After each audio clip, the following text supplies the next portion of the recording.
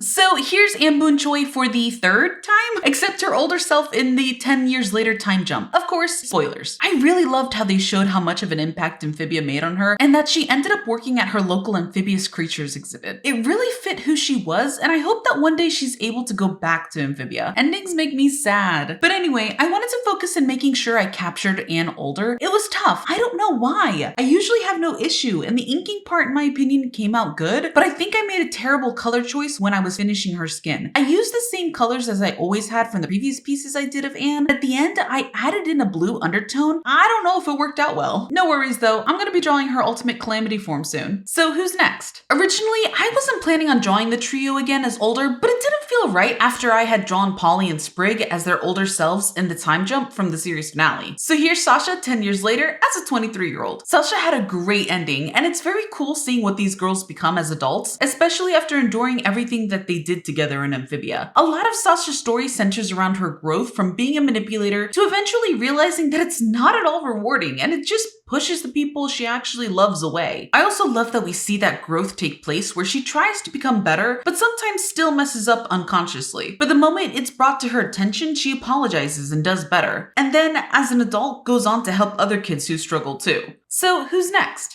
And finally, older Marcy Wu to complete the trio's 10-year time skip look. If you've seen the series finale, then you know that in the end, Marcy did in fact have to move away. Later on, she starts a webcomic, and apparently it's going well. I thought that choice in career was great, and I didn't really see it coming. Mostly because Marcy was smart, and I guess I kind of assumed she would be destined for some sort of STEM type career. Not saying that those who are smart can't have artistic inclinations. We obviously see Marcy display a ton of interest in fantasy and role-playing, and don't think I didn't spot those anime keychains she had. But it was definitely cool to see the creators give her an artistic career. And something tells me that her popular webcomic is probably based off the adventures she had in Amphibia. So who's next? After I did Ivy Sundu and talked about the theory of One-Eyed Wally being her dad, quite a bit of you asked for her mom, Felicia Sundu. I didn't really plan on doing Felicia, not for any real reason, just because I didn't really think much of her throughout the series. She just seemed like your regular prim and proper mom. That's not to say I didn't like her, cause I did. Especially in her episode that she shares with her daughter Ivy, where Ivy wants to go off on adventures and not be as proper as her mom. But then Felicia sort of blows us away that she's more than just some tea shop owner, and that she's actually been teaching Ivy some pretty rad fighting skills without Ivy even knowing. The whole episode is just really cute and eye-opening to who Felicia is and the frog she used to be before she had Ivy. So who should I draw next from Amphibia?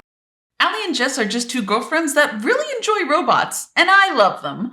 So I knew I wanted to draw them, and this piece kind of departs from my usual take on characters from shows, as this is actually a couple piece with both of them. I don't usually do two characters in one, but I really didn't feel like a single drawing for each of them would have done them justice. It's also confirmed by the character creator of these two, Andy Gardner Flexner, that they are in fact a couple. So of course I had to draw them together. Their clothing also seems to be based on their orientation. Not sure if this is confirmed, but fans have spotted that Allie seems to be pan based off of the pink, yellow, and blue on her, and of course Jess seems to be bi based off of the subtle shades of pink, purple, and blue. So, happy Pride Month. Who's next?